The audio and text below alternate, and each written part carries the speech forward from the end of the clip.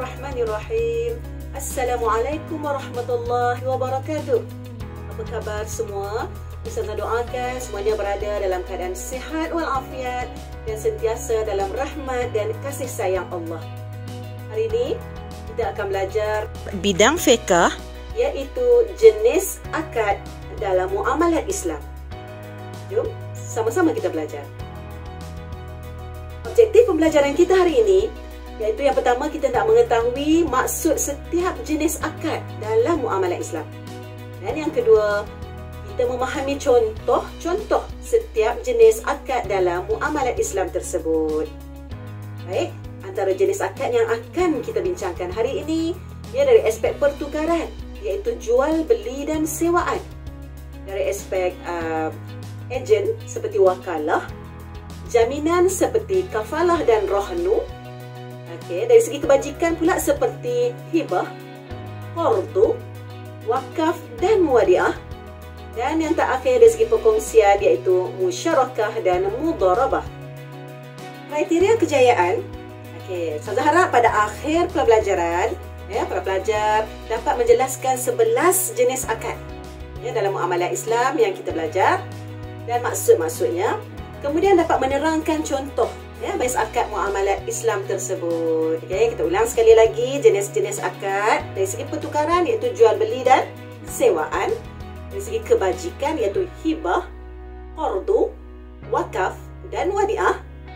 Dari aspek perkongsian pula iaitu musyarakah dan mudharabah. Kemudian dari segi ejen iaitu wakalah. Dan dari segi jaminan, kafalah dan juga rohnu. Boleh ingat?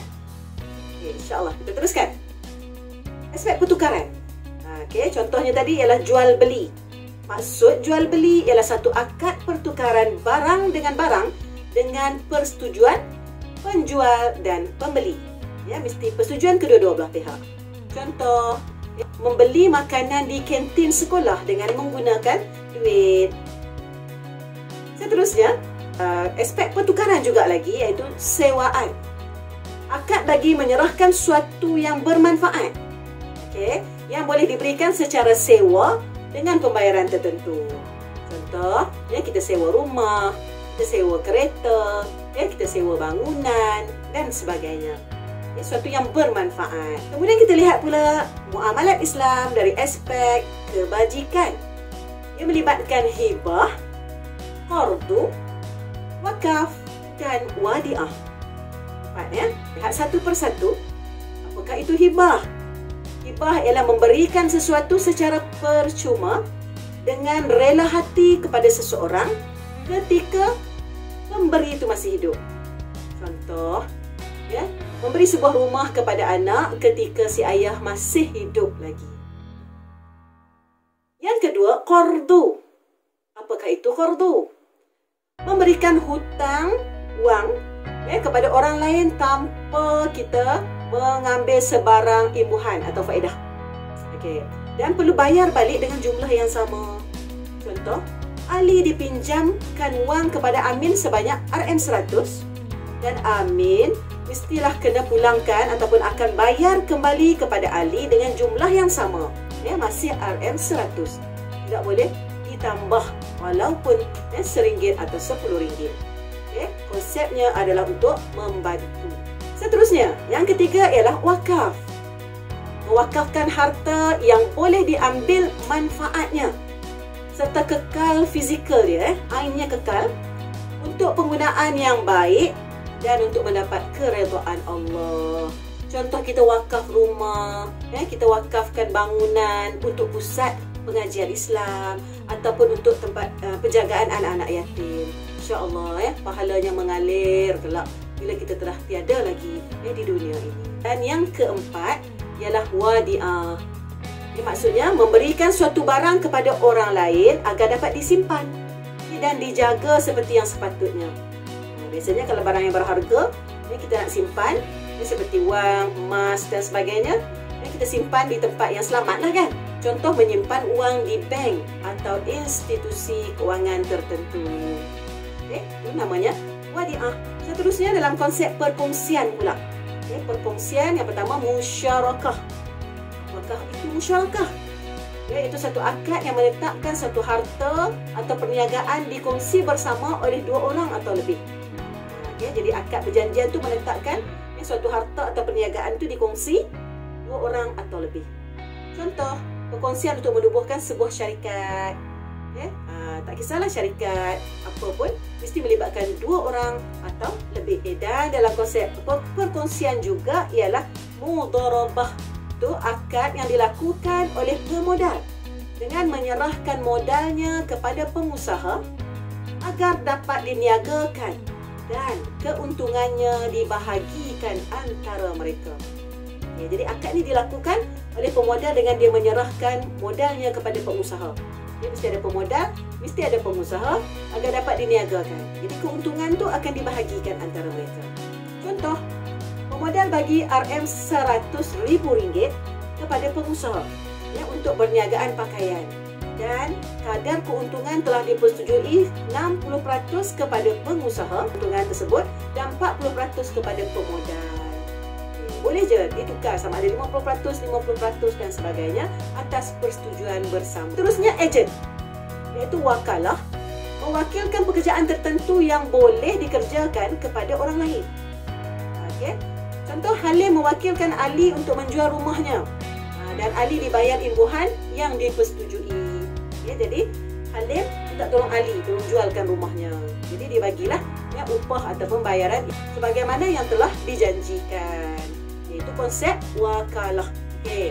Seterusnya kita lihat muamalat Islam, akad dalam muamalat Islam yang melibatkan jaminan, iaitu yang pertama kafalah, iaitu kafalah jaminan yang diberikan oleh penjamin kepada orang yang dijamin atas sesuatu transaksi. Contoh, Ahmad dia jadi penjamin kepada Ehsan yang membuat pinjaman bank.